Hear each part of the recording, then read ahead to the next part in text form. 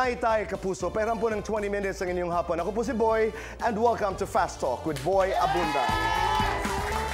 Nasa studio po si Chang Susan.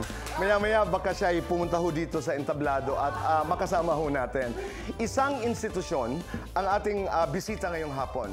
As a matter of fact, he's one of the very few I would call a living legend. At higit sa lahat, siya'y mabuting kaibigan. Naitay Kapuso, please welcome Ray Valera.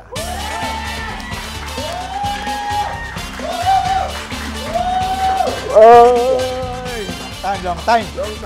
Maraming salamat, Ray. Please. Salamat. Salamat. Alam ko 20 minutes lamang ang ating panahon, pero ako'y natutuwa na tayo nagkasama. Kulang ng oras para sa kamusta yung 20 minutes. Sabi ni Ray, bago kami magsimula dito sa ating munting programa, kailan tayo huling nagkita? Unang nagkita? 1980s? Tagal na. Alam niyo kung saan? Saudi Arabia. Oo nga. Kasama si Kasama natin ang nag-iisang superstar, Nora Honor. Ray, kumusta? I know you have a show ngayong darating na Biyernes. Nga, kasama si Kay Brosas. Si Kay. Ano ho yun? Ang title namin ay Kay Valera. Hindi, muntik na maging Ray Brosas.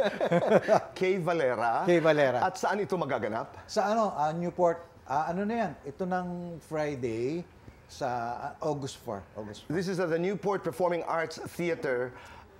Ang ibang identity niyan ay Resorts World, tama? Yes. Okay. Mga mayayaman yun.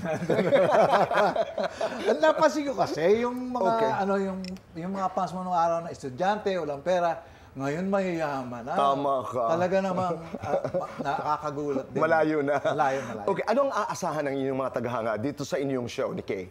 Si Kay kasi, mas bastos sa akin yun. Okay. Pero ako naman pwede ako babo ng bastusan. Okay lang yan. Kung yun lang ang pag-uusapan. Okay. Nakasama ko si Rico Puno.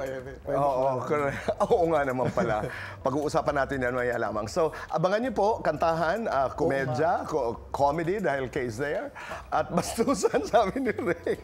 Hindi, bastusan in a good way. Hindi, magalang si Kay. Magalang. Totoo naman. Ang tawag sa akin noon Sir Ray.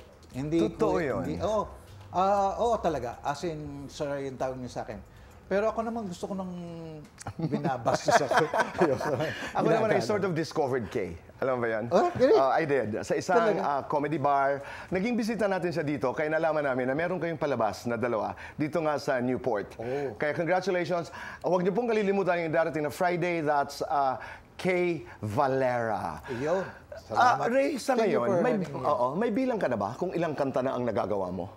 Marami-rami na rin. Siguro mahigit 100 na eh. Pero ang sumikat siguro mga 20 plus, gano'n. Ano naman? Lang, ang dami. Pero iba kasi nasa pelikula. Correct, Nakalagay sa mga kung saan-sang album, gano'n. Nagbigay ako sa ibang kanta para sa ibang mga tao. Na hindi mo kalaing ako yung gumawa. Correct. Maraming nagsasabi, saan gawa? Si Ray Valera?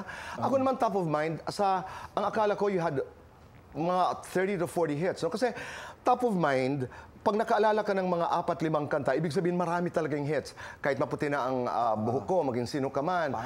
Pangako. Naalala ka. Kumusta ka? Naalala ka. Malayo pa umaga. Kung tayo magkakalayo, sinasamba kita, Mr. DJ. Ang dami, di ba? Pero Rico Puno, yung sorry na pwede ba? Ganun. At saka ako si Superman. Magandang story yan. But that's going ahead of the story. Pero ngayon, Ray, ano sa lahat ng ito ang paborito mo? Ginagawa ko yan ng panahon na merong direktor na nag-request sa akin, gumawa ako ng kanta para sa TV series na Without Seeing na doon. Malayo pa ang mga istorya ng mga Ranillo. Istorya ng panahon ng Hapon sa alam niya, naalala niyo yung RPN 9? Para yun tanda doon. ko na. Naalala natin yun. Diyos ko. Okay, so that was for a show. Yes, pero ang inspirasyon ko nung ginagawa ko to talagang inisip ko Pilipinas, parang kumpara mo sa ibang bansa, na kung kayo ay nanggaling sa ibang bansa, uwi kayo ng Pilipinas, makikita mo yung kalagayan. Yung ulap, maitim, tapos yung pagbaba mong ganyan, makikita mo yung bahay, sa labat. maiyak eh. Oo. Ganun. Malayo pang Ray, meron ka bang kanta na sinasabi mo sa sarili mo, sana hindi ko na lang sinulat ito? Nagsisisi ako. Nagsisisi ka. Okay, anong kanta ito? Alam niyo yung kantang kung tayo magkakalayo? Tapos? Sabi ko, nagkahiwalay kayo? Oo, sir. Di ba? Imagine mo, ang dami mo pala nasirang relasyon. Kasi, alam mo kasi, boy, na-realize ko, lately na lang siyempre, nung medyo matanda-tanda na tayo, na ang kanta ay nakaka-apekto sa Isipan. psyche. Mindset, yeah. At sa pananaw natin sa buhay. Right. Kaya parang na-internalize natin. Kaya minsan na-out natin yung yung letra ng kanta. Oo. Kaya ganun ka-effective. Delikado ang kanta actually kung may magkakamali yung gumagawa ng kanta. And kaya nga sabi ko, itong kanta na to, isa sa mga pinagsisisihan kong gagawa. Pero nandun eh. Naging hit pa naman na napakalaki. Ray, ano ang proseso ng paggawa mo ng kanta? Nauuna ba ang how do you call that, melody, harmony? O nauuna ba ang letra? Nauuna ba ang inspirasyon? Paano ka gumawa ng kanta? Ikukwento ko na sa inyo para sa mga songwriter dyan. Ang ginagawa ko ay gumagawa muna ako ng isang topic. Ngayon, hindi ko naman po pwedeng puro topic sa sarili ko dahil wala namang pakialam mga tao kung namatay yung aso ko, di ba? Okay. Ang mahalaga sa kanila, yung buhay nila ay, ako yun, ganon. Ang nangyayari, kumukuha po ako ng topic or inspirasyon doon sa mga taong naglalakad doon sa sementeryo, sa monumento, sa pangkaraniwang tao, mapansin mo ko na isang sulok lang ako at nagmamasid. Ayun. Pero umiisip na ako, anong nararamdaman nitong taong ito? Ganon. Ang pala dyan, sa English, ang tawag pala dyan, putting yourself in one else's shoes. Right. Parang empathy ba? Ganon. Okay. At sa ganong paraan, pag inilagay ko ang sarili ko kay Boy Abunda, iniisip ko na, anong problema niya? Ganon. Kailan siya masaya, ganon. Right. And then, ikaw at ako, magiging isa na lang. Right. You and I become one. Kaya yung experience mo, hindi na alien sa akin dahil nailagay ko yung sarili ko sa iyo. Ganda. Yeah. Parang ganon. Ang tawag mo nga empathy, ang tawag namin yan sa social development ay co-feeling. Parang isa ang inyong pakiramdam. You're co-feeling yun ba each yun? other. No. Yun yung co-feeling, okay. Tapos Ray, na-mention mo na rin lang yung salitang sementeryo. Ano bang papel ng sementeryo sa iyong pagiging manlilikha? Alam niyo kasi, galing ako sa Broken Home pero na yan, tapos na yun eh. Ibig sabihin, nakikitirela ako sa kamag-anak. Sa Bulacan po yun. Sa may kawayan. At siyempre kapag nakikita-relax ka mag-anak mo, siyempre, papel mo, boy, yung, inuutos-utusan. Katulong-katulong. Oo. Para hindi ako mautusan at pumupunta ako sa sementeryo para gumawa ng kanta. Oo, ganun yan eh. Doon kasi tahimik at wala namang doon, kundi wala naman akong nakitang multo. Gaano na ba kayaman si Ray Valera? Ang kasagutan sa pagbabalik po ng Fast Talk with Boy Abunda. Ganda.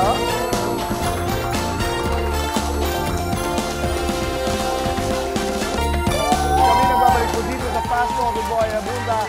Fast shoutouts, Liberty Foronda ng Quezon City, Jordan Ernest ng Mexico, Pampanga, Evelyn Estabilio ng General Santos City, Edna Catral ng Pasig, Mila Zamora ng Taguig City, Boys of La Carmela de Boracay, and happy birthday to my dear friend Mike Sikat. Sa inyong lahat, maraming salamat.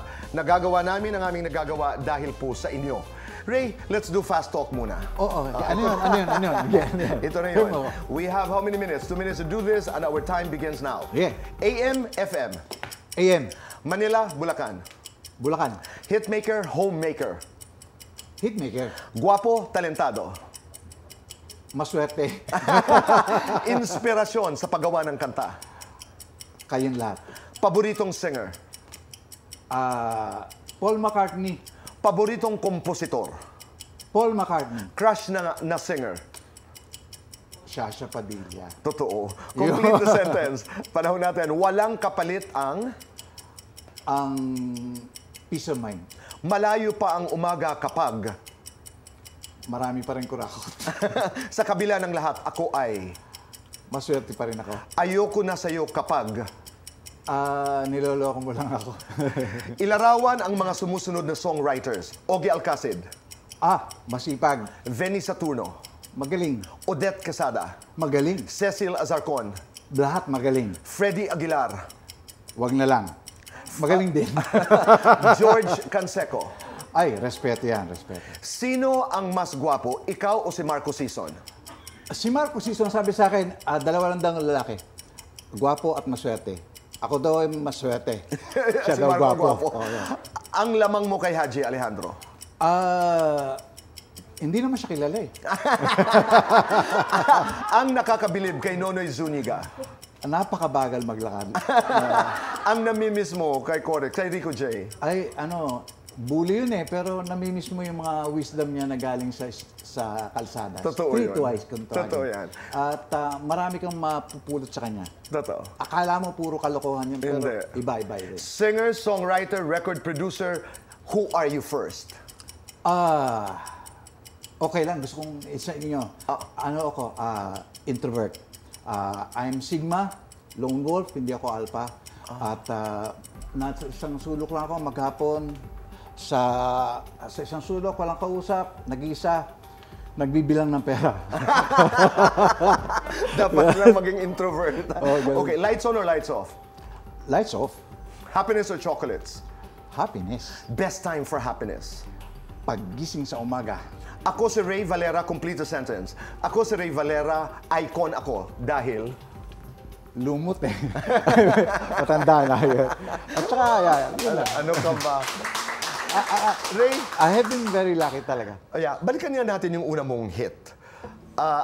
At ang kwento, ang may kling kwento doon. Ginawa ko yan para kay Rico Puno. Really, honestly. Idol namin siya noon. Nakita ko siya sa TV. Sabi ko, siya nagpauso ng pangit sa Pilipinas eh. Kung hindi Hindi, sinasabi na yun. Kapag nakita mo siya sa TV, sabi ko, kung pwede na itong mukha na to, pwede na rin ako. Ganon. Di, ginawa ko itong kanta na to para sa kanya. Mahal namin yun. Mahal na mahal namin si Rico J. And then, No, pumunta ka ng Raon. tinanggihan niya. Tinanggihan niya. Nagpunta ako sa Raon. In-apply ko yung kantang to. Hindi ko alam. Tinanggihan niya pala. Kaya naman ako, sa akin napunta yung kanta na yan. Dahil sabi nung puno na raw yung album ni Rico Puno. Lately na lang nakasama ko siya. At saka niya sinabi sa akin, inamin niya na talagang tinanggihan niya yung kanta na yan. Pero before he passed on, nag-usap kayo? Oo, kasi sabi niya kasi, kaya niya daw tinanggihan dahil mayabang na siya, tapos Superman pa. Kaya lang, there was this one time na bago siya mamatay, sabi niya, kung kantahin namin yan. Talagang ini-insist niya na kantahin niya yan. Di nag-duet kami, tapos tuntua siya, sabi niya, bagay pala sa akin, no? Nung pagkatapos niyang kantahin namin yun sa isang show, alam ba, 1 week later, pumanaw na siya, gano'n. Kaya masasabi ko, maswerte ako. Tayo, buhay pa tayo eh, di ba? Right. Pero marami na akong kaibigan, kakilala na wala na ngayon. Si Claire de la Puente. Correct. Sino pa? Danny Javier. Si tama. Victor Wood. Si Eva Eugenio. Malapit na, pero buhay pa yun. Eva, I love you, Love you. Love you, Eva. Hi, Eva. Umiinom kasi ng ng formalin para yung mukha hindi Punta malaglag. na lamang tayo dito. Love you, Eva. Love you. Andali, Ray. Ikaw din ipinagpatuloy mo ang paglikha ng mga awit para sa may ibang singers. And I think one of the most prominent songs you did was Sharon's Mr. DJ. Ay, oo. Inutusan ako ni Senator Soto ngayon, yung si Senator ngayon. Wala na siya ata si GMA, no? Tito Sen, ang niya, si Sharon Cuneta ay napakaliit, napakalaki na alanganing kumanta ng nursery rhyme, alanganing kumanta ng mga marubdob damdamin na mga love song. So, ang dilema ko, kasi nagtatrabaho ako sa Vicor during the time, at inutos niya sa akin itong project na itong si Sharon, na hindi ko alam paano lulusutan yon. Noon naman, wala naman akong sasakyan pa, nakikisakay lang ako sa jeep, sa monumento, papuntang May Kawayan. alam niyo pa, pag muulan, ang mga jeep, wala kang masakyan. So sumasakay ako dun sa, alam niyo ba yung tapakan? Nung Tama, bago ka pumasok ng jeep. Oo. Doon ako umuupo paharap sa kalsada. Okay. Then yung mga patak ng ulan, di ba? Ting, ting, ting, ting, ting, ting, ting, ting, ting. Doon ang galing. Oo, ganun yun. Kaya nga, mapasok sa isip ko lahat yung kanta, melody, lyrics, lahat. Kaya pag uwi ko, pagbaba ko doon sa jeep na yun. Sinulat mo. Oo. Hindi, cassette nung Baka hindi niyo alam yung cassette yung ginagawa mo. Record. Doon mo ginawa. Yeah. It became one of the biggest hits of Kinabukasan, Sharon. binigay ko kay Tito Sen. Sabi ko, eto po, pasensya na kayo, wala akong matinong Okay. demo. Hindi niya ako pinakikinggan. Yung pala, pinakinggan niya yung kanta. Sabi niya, gold mine to.